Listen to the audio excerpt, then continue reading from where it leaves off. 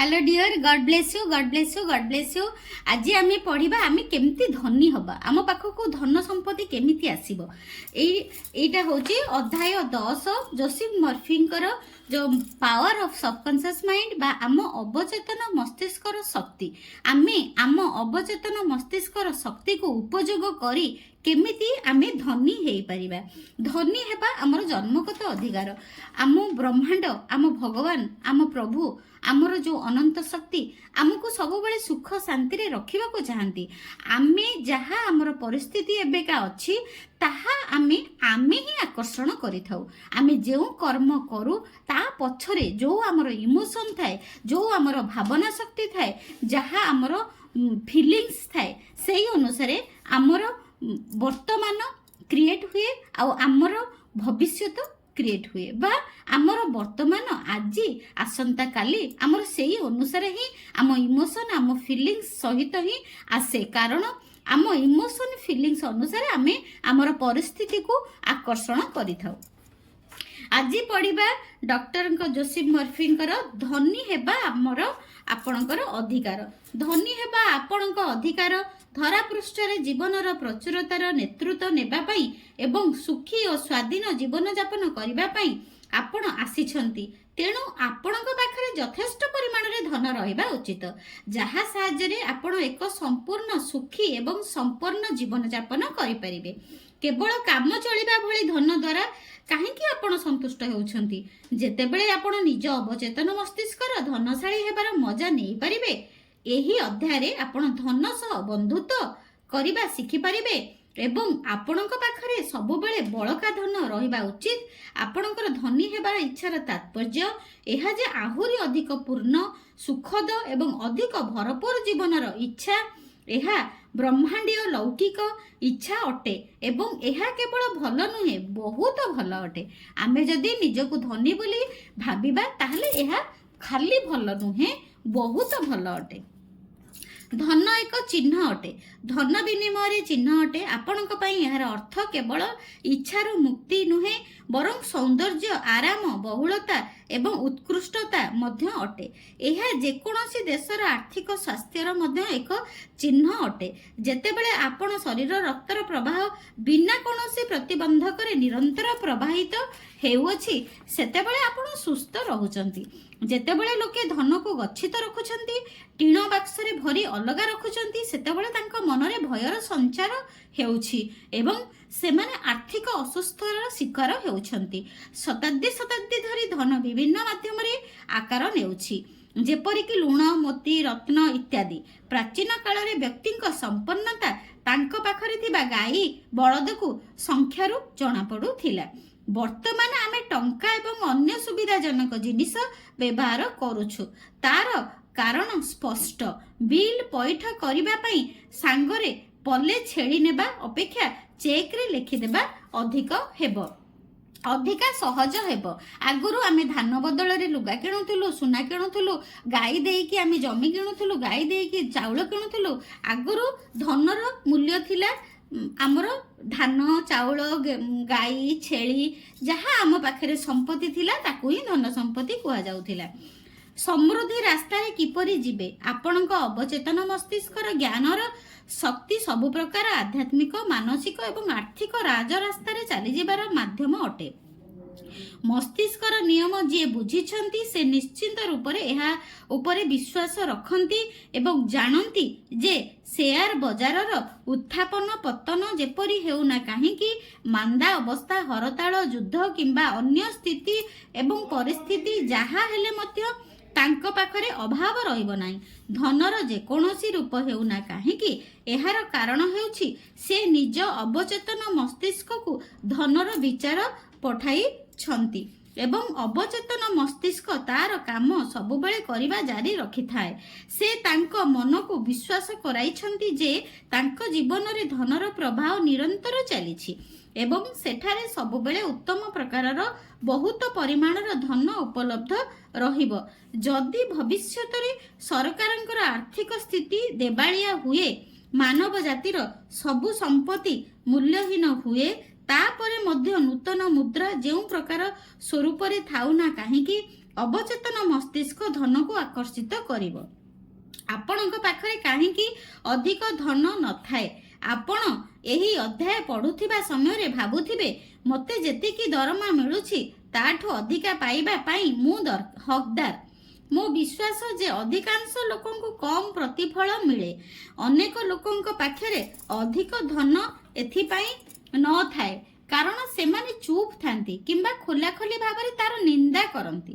ସେମାନେ ଧନକୁ କଳଙ୍କିତ ଧନ କିମ୍ବା ଅର୍ଥ ଅନର୍ଥର କାରଣ ଭଳି ସମ୍ବୋଧିତ କରନ୍ତି। ଅନ୍ୟ ଏକ କାରଣ ହେଉଛି ସେମାନଙ୍କ ଅବଚେତନର କୌଣସି କୋଣରେ ସନ୍ଦେହ ଥାଏ ଯେ ଦରିଦ୍ରତା ଏକ ସଦ୍ଗୁଣ। ପିଲାଦିନରୁ ଅବଚେତନ ମନର ଛାପ ସୃଷ୍ଟି କରିଥିବା କୌଣସି ଅନ୍ଧବିଶ୍ୱାସ କିମ୍ବା ଶାସ୍ତ୍ରର ମିଥ୍ୟା ବ୍ୟାଖ୍ୟା କାରଣରୁ ଏହା ହୋଇପାରେ। ଧନ ଏବଂ ସନ୍ତୁଳିତ ଜୀବନର ଜଣେ ବ୍ୟକ୍ତି ମୋତେ ଥରେ କହିଲେ, ମୁଁ କାଙ୍ଗାଳ, ମୋର ଧନ ସମ୍ପତ୍ତି ନାହିଁ, କିନ୍ତୁ ମୁଁ ଠିକ୍ ଅଛି। ଅର୍ଥ ହିଁ ଅନର୍ଥର କାରଣ। ଏଭଳି ଉକ୍ତି ଏକ ବ୍ୟାକୁଳ ବିକ୍ଷିପ୍ତ ମନର ପ୍ରତିନିଧିତ୍ୱ କରିଥାଏ। ସବୁ କିଛି ତ୍ୟାଗ କରି କେବଳ ଧନ ପ୍ରତି ପ୍ରେମ ଆପଣଙ୍କୁ ଅସନ୍ତୁଳିତ ଏବଂ ଅବ୍ୟବସ୍ଥିତ କରିଦେବ। ଆପଣ ଏଠାରେ ନିଜର ଶକ୍ତି ଏବଂ ଅଧିକାରକୁ ବୁଦ୍ଧିମତାର ସହ ଉପଯୋଗ କରିବା ପାଇଁ ଅଛନ୍ତି। କିଛି ଲୋକଙ୍କ କ୍ଷମତା ଲୋଭ ଥାଏ, କିଛି ଲୋକଙ୍କର ଧନ ଲୋଭ ଥାଏ।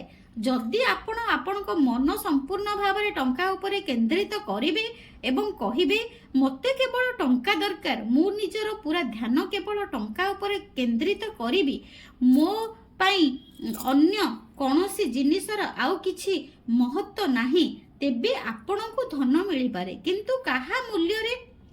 ଆପଣ ଭୁଲି ଯାଉଛନ୍ତି ଯେ ଆପଣ ଏଠିକୁ ଏକ ସନ୍ତୁଳିତ ଜୀବନଯାପନ କରିବାକୁ ଆସିଛନ୍ତି।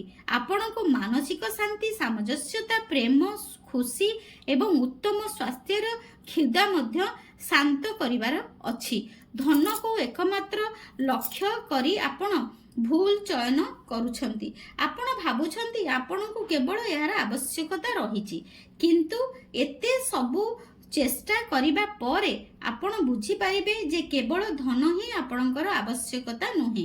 ନିଜ ପ୍ରତିଭାର ପ୍ରଦର୍ଶନ, ଜୀବନର ସୌନ୍ଦର୍ଯ୍ୟକୁ ଉପଭୋଗ କରିବା, ଅନ୍ୟମାନଙ୍କର ସଫଳତା ହାସଲ କରିବାରେ ସାହାଯ୍ୟ କରିବା ମଧ୍ୟ ଆପଣଙ୍କର ଲକ୍ଷ୍ୟ ଥିଲା ବୋଲି ହୃଦୟଙ୍ଗମ କରିପାରିବେ।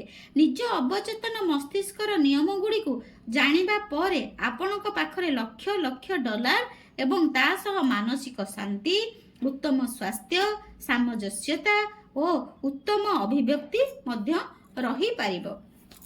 ଆମେ ଯଦି ଅନ୍ୟକୁ ସାହାଯ୍ୟ କରିବା ତାହେଲେ ଆମ ପାଖରେ ସବୁ ଜିନିଷ ରହିବ। ଦାରିଦ୍ର୍ୟ ଏକ ମାନସିକ ଅସୁସ୍ଥତା। ଦାରିଦ୍ର୍ୟରେ କୌଣସି ସଦ୍ଗୁଣ ନାହିଁ। ଏହା ଅନ୍ୟ ମାନସିକ ରୋଗ ଭଳି ଏକ ରୋଗ ଅଟେ। ଯଦି ଆପଣ ଶାରୀରିକ ଭାବରେ ଅସୁସ୍ଥ ଅଟନ୍ତି ତେବେ ଆପଣଙ୍କୁ ଲାଗିବ ଯେ ଆପଣଙ୍କ ଭିତରେ କୌଣସି ସମସ୍ୟା ରହିଛି। ଆପଣ ସହାୟତା ମାଗିବେ ଏବଂ ନିଜର ସ୍ଥିତିରେ ଉନ୍ନତି ପାଇଁ ତୁରନ୍ତ କିଛି କରିବେ। ସେହିଭଳି ଯଦି ଆପଣଙ୍କ ଜୀବନରେ ଧନର ନିରନ୍ତର ପ୍ରବାହ ହେଉନାହିଁ, ଆପଣଙ୍କ ଭିତରେ ନିଶ୍ଚିତ ଭାବରେ କୌଣସି ସମସ୍ୟା ରହିଛି। ଜୀବନର ସିଦ୍ଧାନ୍ତ ବିକାଶ, ସମ୍ପ୍ରସାରଣ ଏବଂ ବହୁଳତା ଦିଗରେ ଗତି କରିଥାଏ।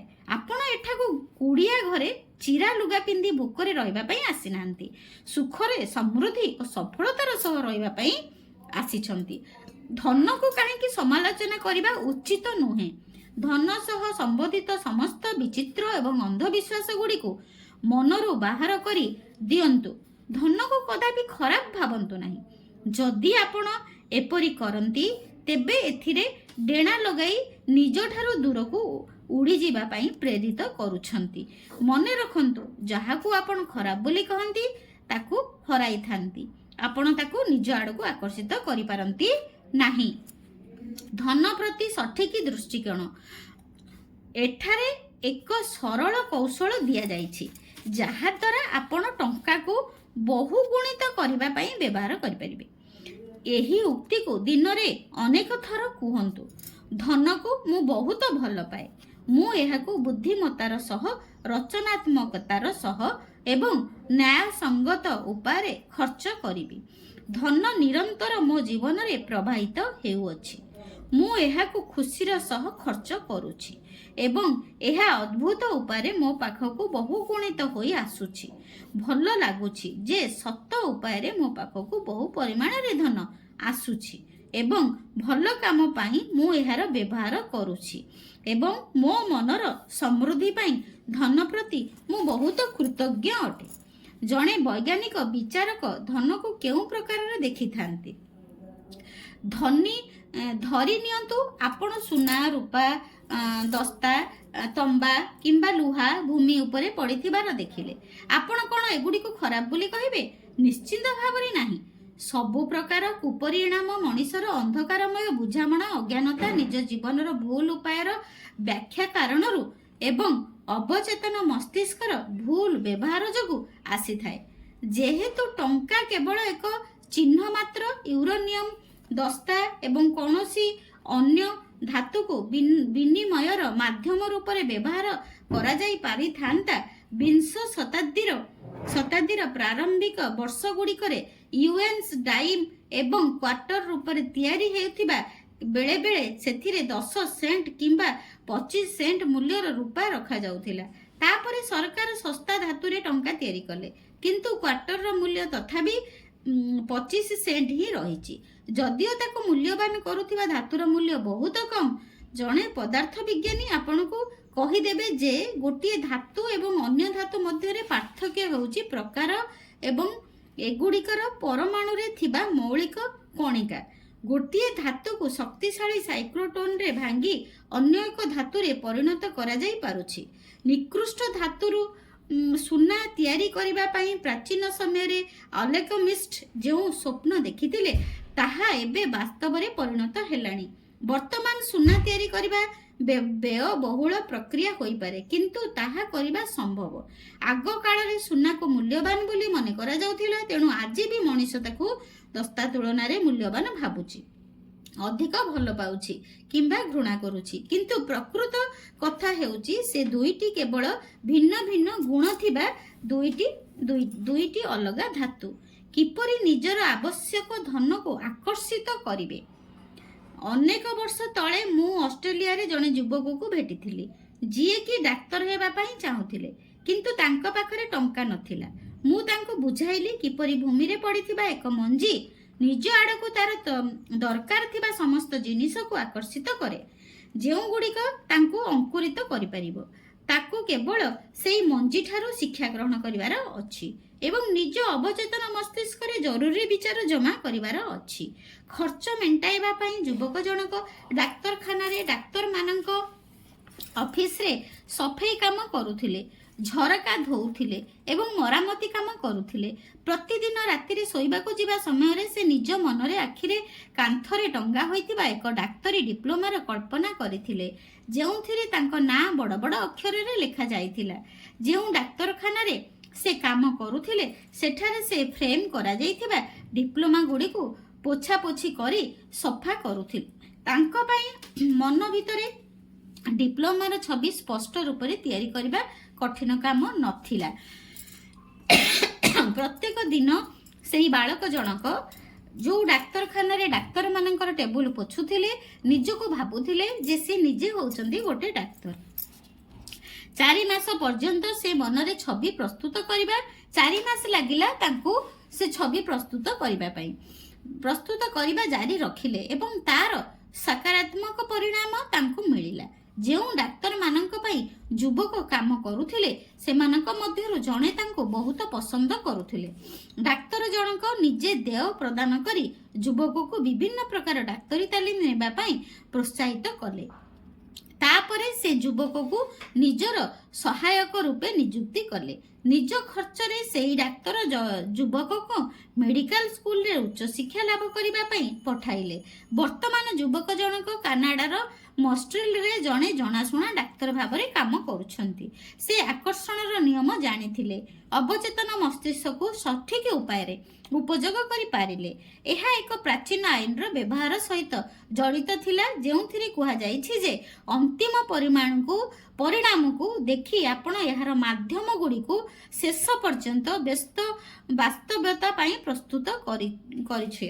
ମାନେ ସେ କହୁଛନ୍ତି ଅନ୍ତିମ ପରିମାଣକୁ, ମାନେ ଆମର ଯୋଉ ଅନ୍ତିମ ପରିଣାମକୁ ଆମେ ଧର ଯୋଉଟା ଚାହୁଁଛେ ତାର ଅନ୍ତିମ ପରିଣାମକୁ ସବୁବେଳେ ଆମେ ଶୋଇବା ପୂର୍ବରୁ ଦେଖିବା ଦରକାର। ଆମେ ଯେମିତି ଦିବା ସ୍ୱପ୍ନ ଦେଖୁ ସେମିତି ଦେଖିବା ଦରକାର। ଏଠାରେ ଅନ୍ତିମ ପରିଣାମ ହେଉଛି ତାଙ୍କର ଡାକ୍ତର ହେବା। ସେ ଡାକ୍ତର ହେବାକୁ କଳ୍ପନା କରି ଅନୁଭବ କରିପାରୁଥିଲେ। ସେହି ଚିନ୍ତାଧାରାରେ ସେ ବଞ୍ଚୁଥିଲେ। ସେ ସେହି ବିଚାରଧାରାକୁ ବଜାୟ ରଖିଲେ, ଭଲ ପାଇଲେ। ଶେଷରେ ନିଜର କଳ୍ପନା ମାଧ୍ୟମରେ ଚିନ୍ତାଧାରା ତାଙ୍କର ଅବଚେତନ ମସ୍ତିଷ୍କର ଗଭୀରତମ ପ୍ରଦେଶରେ ପ୍ରବେଶ କଲା। ଏହା ବିଶ୍ୱାସରେ ପରିଣତ ହେଲା ଏବଂ ତାପରେ ସ୍ୱପ୍ନକୁ ବାସ୍ତବତାରେ ପରିଣତ କରିବା ପାଇଁ ଯାହା ସବୁ ଦରକାର ସେ ନିଜ ଆଡ଼କୁ ଆକର୍ଷିତ କରିପାରିଲେ। କାହିଁକି କିଛି ଲୋକଙ୍କର ଦରମା ବଢ଼େ ନାହିଁ? ଯଦି ଆପଣ କୌଣସି ବଡ଼ ଅନୁଷ୍ଠାନରେ କାମ କରୁଛନ୍ତି ଏବଂ ଅନୁତାପ କରୁଛନ୍ତି ଯେ ଆପଣ କାହିଁକି ମନ ମୁତାବକ ଦରମା ପାଉନାହାନ୍ତି, ଆପଣଙ୍କ କାମର ପ୍ରଶଂସା ହେଉନାହିଁ, ଯେତେବେଳେ କି ଆପଣ ଏହାଠାରୁ ବହୁ ଅଧିକ ଦରମା ପାଇବା ପାଇଁ ଯୋଗ୍ୟ, ତେବେ ଆପଣ ଅବଚେତନ ସ୍ତରରେ ଅନୁଷ୍ଠାନ ସହ ନିଜର ସମ୍ବନ୍ଧକୁ କମ୍ କରୁଛନ୍ତି। ତାପରେ ଗୋଟିଏ ଦିନ ମ୍ୟାନେଜର ଆପଣଙ୍କୁ କହିବେ ଆପଣ ଚାକିରିରେ ଛାଡ଼ି ଦିଅନ୍ତୁ ବୋଲି। ଆପଣ ଦୁଃଖର ସହ ଶୁଣିବାକୁ ଆପଣଙ୍କୁ ପଡ଼ିବ। ବାସ୍ତବରେ ଆପଣ ନିଜକୁ ବରଖାସ୍ତ କଲେ। ମ୍ୟାନେଜର କେବଳ ମାତ୍ର ଏକ ଉପକରଣ ଥିଲେ ଯାହାକୁ ଆପଣଙ୍କ ନକାରାତ୍ମକ ମାନସିକ ସ୍ଥିତି ନିଶ୍ଚିନ୍ତ କରିଥିଲେ। ଏହି କ୍ରିୟା ଏବଂ ପ୍ରତିକ୍ରିୟା ଆପଣଙ୍କ ଅବଚେତନ ମସ୍ତିଷ୍କର ଉତ୍ତର ଥିଲା। ସମୃଦ୍ଧି ରାସ୍ତାର ପ୍ରତିବନ୍ଧକ ଗୁଡ଼ିକ।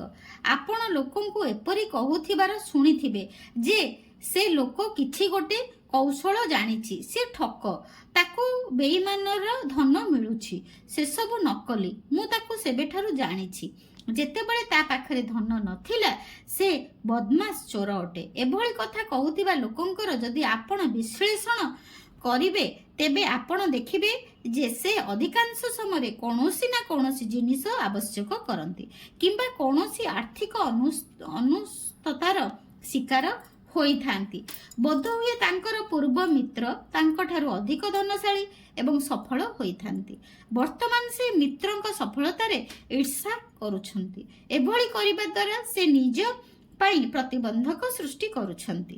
ନିଜ ସ୍ଥିତି ବିଷୟରେ ନକାରାତ୍ମକ ଟିପ୍ପଣୀ ଦେଇ ଏବଂ ମିତ୍ରଙ୍କ ସମୃଦ୍ଧିର ନିନ୍ଦା କରି ସେ ନିଜ ପାଇଁ ଯେଉଁ ସୁଖ ଏବଂ ସମ୍ପତ୍ତି ପାଇଁ ପ୍ରାର୍ଥନା କରନ୍ତି ତାହା ତାଙ୍କଠାରୁ ଦୂରକୁ ଚାଲିଯାଇଥାଏ।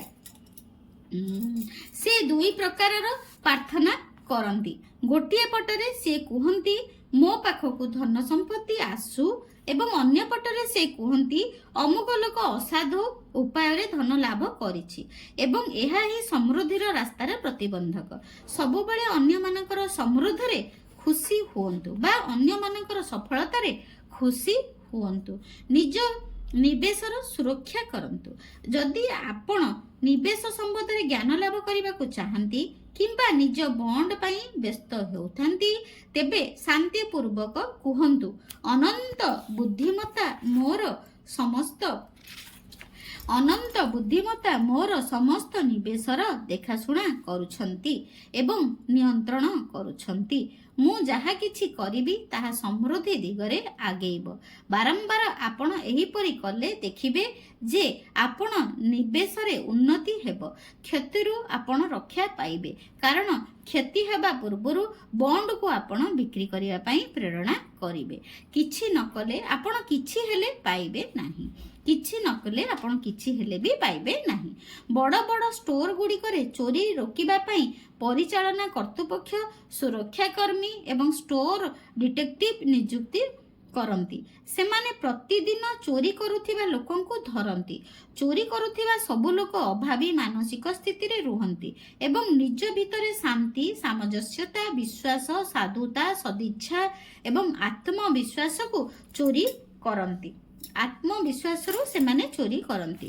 କେବଳ ଏତିକି ନୁହେଁ, ସେମାନେ ନିଜ ପାଇଁ ସବୁ ପ୍ରକାର କ୍ଷତି ଯେପରିକି ଚରିତ୍ର ସଂହାର, ପ୍ରତିଷ୍ଠାହାନି, ଅଶାନ୍ତିକୁ ଆକର୍ଷଣ କରିବା, ଯୋଗାଣର ଉତ୍ସ ଉପରେ ବିଶ୍ୱାସ କରନ୍ତି ନାହିଁ। ନିଜ ମସ୍ତିଷ୍କ କିପରି କାମ କରୁଛି ସେମାନେ ବୁଝିପାରନ୍ତି ନାହିଁ। ଯଦି ସେମାନେ ମାନସିକ ସ୍ତରରେ ଅବଚେତନ ଶକ୍ତିର ଆବାହନ କରନ୍ତି ଏବଂ ପ୍ରକୃତ ଅଭିବ୍ୟକ୍ତି ପାଇଁ ମାର୍ଗଦର୍ଶନର ଅନୁରୋଧ କରନ୍ତି, ତେବେ ଆର୍ଥିକ ସ୍ୱଚ୍ଛଳତା ସହ ନିରନ୍ତର ସୁଖ ଶାନ୍ତି ପାଇବେ। ତାପରେ ସାଧୁତା, ସତ୍ୟନିଷ୍ଠତା ଏବଂ ସ୍ଥିରତା ସାହାଯ୍ୟରେ ସେମାନେ ନିଜକୁ ସମାଜରେ ପ୍ରତିଷ୍ଠିତ କରିପାରିବେ। ଆପଣଙ୍କ ପାଖକୁ ଧନର ନିରନ୍ତର ଯୋଗାଣ। ଆପଣଙ୍କ ପାଖକୁ ଧନର ନିରନ୍ତର ଯୋଗାଣ। ନିଜ ଅବଚେତନ ମସ୍ତିଷ୍କର ଶକ୍ତି, ମାନସିକ ଛବି ଏବଂ ବିଚାରଧାରାର ରଚନାତ୍ମକ ହିଁ ଆପଣଙ୍କର ପ୍ରଚୁରତା, ସ୍ୱାଧୀନତା ଏବଂ ନିରନ୍ତର ଯୋଗାଣର ରାସ୍ତା ଅଟେ। ଆପଣଙ୍କର ମାନସିକ ସ୍ୱୀକୃତି ଏବଂ ଧନର ଆଶାର ନିଜସ୍ୱ ଗଣିତ ଏବଂ ଅଭିବ୍ୟକ୍ତିର ପ୍ରଣାଳୀ ଅଛନ୍ତି। ଆପଣ ଯେତେବେଳେ ବିପୁଳତାର ମାନସିକ ସ୍ଥିତିରେ ଥାଆନ୍ତି, ସେତେବେଳେ ଜୀବନରେ ପ୍ରଚୁରତା ପାଇଁ ଆବଶ୍ୟକ ସମସ୍ତ ଜିନିଷ ଆସିବା ଆରମ୍ଭ କରେ।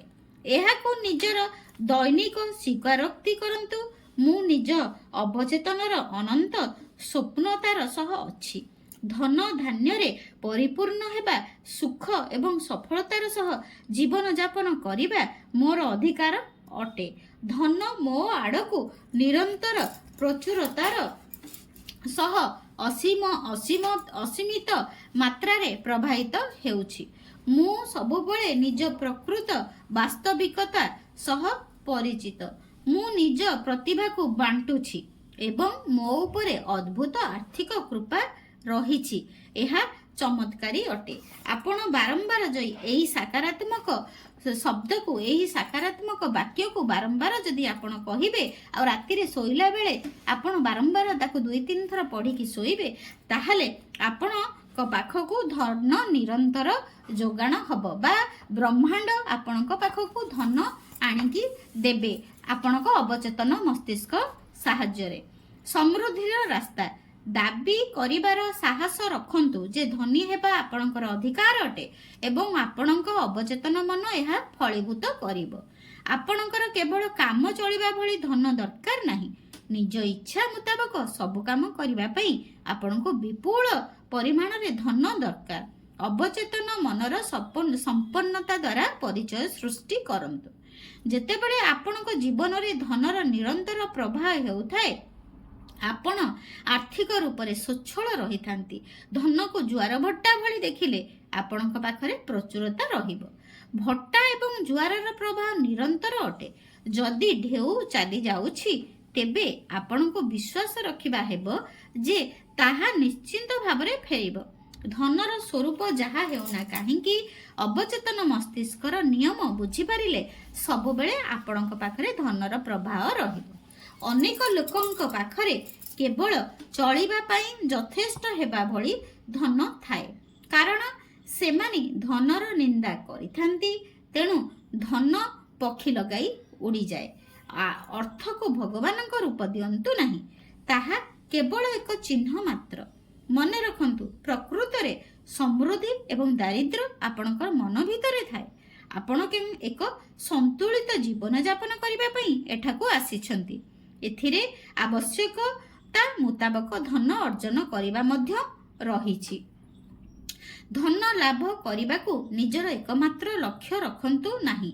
ଧନ ସମ୍ପତ୍ତି, ସୁଖ ଶାନ୍ତି, ପ୍ରକୃତ ଅଭିବ୍ୟକ୍ତି, ପ୍ରେମକୁ ଲାଭ କରନ୍ତୁ ଏବଂ ବ୍ୟକ୍ତିଗତ ରୂପରେ ସମସ୍ତଙ୍କୁ ପ୍ରେମ ଏବଂ ସଦ୍ଭାବ ବାଣ୍ଟନ୍ତୁ। ଅବଚେତନ ମସ୍ତିଷ୍କ ଆପଣଙ୍କୁ ଏସବୁର ଚକ୍ରବୃଦ୍ଧି ସୁଧ ଦେବେ। ଆପଣ କେବଳ ଧନ ପଛରେ ଗୋଡ଼ାନ୍ତୁ ନାହିଁ। ଧନ ବହୁତ ଭଲ। ଧନ ରୋଜଗାର କରିବା ସହ ଆପଣ ଅନ୍ୟମାନଙ୍କୁ ପ୍ରେମ ଦିଅନ୍ତୁ, ଅନ୍ୟମାନଙ୍କୁ ସମ୍ମାନ ଦିଅନ୍ତୁ, ଅନ୍ୟମାନଙ୍କ ପାଇଁ ଭଲ ଚିନ୍ତା କରନ୍ତୁ। ତେବେ ଆପଣଙ୍କ ପାଖକୁ ବହୁତ ଧନ ଆସିବ। ଆପଣଙ୍କ ପାଖକୁ ଧନ ନିରନ୍ତର କେମିତି ଆସିବ? ଏହି ଯେଉଁ ପ୍ରାର୍ଥନାଟା ଆପଣ ଯଦି ରାତିରେ, ପ୍ରତ୍ୟେକ ଦିନ ରାତିରେ ଆପଣ 3 ଥର ପଢ଼ିକି ଶୋଇବେ, ତେବେ ନିଶ୍ଚିନ୍ତ ଧନର ପ୍ରବାହ ଆପଣଙ୍କ ପାଖକୁ ହେବ। ଆଉ ସେହି ପ୍ରାର୍ଥନାଟା ହେଲା, ମୁଁ ନିଜେ ଅବଚେତନ ଅନନ୍ତ ସ୍ୱପ୍ନତାର ସହ ଅଛି। ଆପଣ ଲେଖନ୍ତୁ, ମୁଁ ନିଜେ ଅବଚେତନର ଅନନ୍ତ ଶକ୍ତିକୁ ବୁଝିଛି। ଧନ ଧାନ୍ୟରେ ପରିପୂର୍ଣ୍ଣ ହେବା, ସୁଖ ଓ ସଫଳତାର ସହ ଜୀବନ ଯାପନ କରିବା ମୋର ଜନ୍ମଗତ ଅଧିକାର ଅଟେ। ଧନ ମୋ ଆଡ଼କୁ ନିରନ୍ତର ପ୍ରଚୁରତାର ସହ ଅସୀମିତ ଭାବରେ ପ୍ରବାହିତ ହେଉଅଛି। ମୁଁ ସବୁବେଳେ ନିଜ ପ୍ରକୃତ ବାସ୍ତବିକତା ସହ ପରିଚିତ। ମୁଁ ମୋ ନିଜର ଆତ୍ମା ସହିତ, ମୋ ପରମାତ୍ମାଙ୍କ ସହିତ ମୁଁ ସବୁବେଳେ ପରିଚିତ ହୋଇ ରହିଛି। ମୁଁ ନିଜ ପ୍ରତିଭାକୁ ବାଣ୍ଟୁଛି ଏବଂ ମୋ ଉପରେ ଅଦ୍ଭୁତ ଆର୍ଥିକ କୃପା ରହିଛି। ଏହା ଚମତ୍କାରୀ ଅଟେ। ଏହା ମୋ ପାଇଁ ମ୍ୟାଜିକାଲ ଅଟେ। ଆପଣ ଏହାକୁ ଏହି ବକ୍ତବ୍ୟକୁ ବା ଏହି ପାରାଗ୍ରାଫକୁ ବା ଏହି ପ୍ରାର୍ଥନାକୁ ଆପଣ ଲେଖିକି ଯଦି ରାତିରେ ଶୋଇଲା ବେଳେ 3 ଥର ପଢ଼ିକି ଶୋଇବେ, ତାହେଲେ ଧନର ପ୍ରବାହ ଆପଣଙ୍କୁ ପ୍ରଚୁର ପରିମାଣରେ ହେବ। ତାପରେ ଆପଣଙ୍କର ଆଉ ଗୋଟିଏ ବି ପ୍ରାର୍ଥନା ଅଛି। ଏଇଥିରେ ମୁଁ ଆପଣଙ୍କୁ ପଢ଼ିକି ଶୁଣାଉଛି ଯେ ଧନକୁ ମୁଁ ବହୁତ ଭଲ ପାଏ। ଏଇ ପ୍ରାର୍ଥନାଟାକୁ ଆପଣ ବି ଲେଖିପାରିବେ ଏବଂ 3 ଥର ଶୋଇବା ପୂର୍ବରୁ ପଢ଼ିପାରିବେ। ଧନକୁ ମୁଁ ବହୁତ ଭଲ ପାଏ। ମୁଁ ଏହାକୁ ବୁଦ୍ଧିମତାର ସହ, ରଚନାତ୍ମକତାର ସହ ଏବଂ ନ୍ୟାୟସଙ୍ଗତ ଉପରେ ଖର୍ଚ୍ଚ କରିବି। ଧନ ନିରନ୍ତର ମୋ ଜୀବନରେ ପ୍ରବାହିତ ହେଉଛି। ମୁଁ ଏହାକୁ ଖୁସିର ସହ ଖର୍ଚ୍ଚ କରୁଛି ଏବଂ ଏହା ଅଦ୍ଭୁତ ଉପାୟରେ ମୋ ପାଖକୁ ବହୁ ଗୁଣିତ ହୋଇ ଆସୁଅଛି। ମୋତେ ବହୁତ ଭଲ ଲାଗୁଛି। ମୋ ପାଖକୁ ବହୁ ପରିମାଣରେ ଧନ ପ୍ରଚୁର ପରିମାଣରେ ଆସୁଅଛି। ଭଲ କାମ ପାଇଁ ମୁଁ ମୋ ଧନକୁ ଖର୍ଚ୍ଚ କରୁଛି ଆଉ ମୁଁ ସବୁବେଳେ ମୋ ଧନ ପାଇଁ କୃତଜ୍ଞତା ଜଣାଉଛି। ଆପଣ ଏହି ପ୍ରାର୍ଥନାଟାକୁ ଆପଣ ଖାତାରେ ଲେଖିକି ଯଦି 3 ଥର ଶୋଇଲା ପୂର୍ବରୁ ପଢ଼ିକି ଶୋଇବେ, ତାହେଲେ ଧନର ପ୍ରବାହ ଆପଣଙ୍କ ପ୍ରତି ପ୍ରଚୁର ପରିମାଣରେ ରହିବ। Thank you so much. God bless you, God bless you. ମୁଁ ବି ମୋର ବ୍ରହ୍ମାଣ୍ଡ ପାଖରେ, ମୋ କାହ୍ନା ପାଖରେ ମୁଁ ବି ପ୍ରାର୍ଥନା କରୁଛି। ଯିଏ ବି ମୋ ଭିଡ଼ିଓ ଦେଖୁଛନ୍ତି ଆଉ ଯେଉଁମାନେ ବି ଏହା ପ୍ରାର୍ଥନା କରୁଛନ୍ତି, ମୋର ବି ପରମାତ୍ମାଙ୍କ ପାଖରେ, ମୋ କାହ୍ନା ପାଖରେ ମୋର ପ୍ରାର୍ଥନା ସେ ସମସ୍ତଙ୍କ ପାଖକୁ ବହୁତ ସହଜ ଓ ସୁବିଧାରେ ସରଳ ଉପାୟରେ ଧନ ପ୍ରବାହିତ ହେଉଅଛି। God bless you, God bless you, God bless you.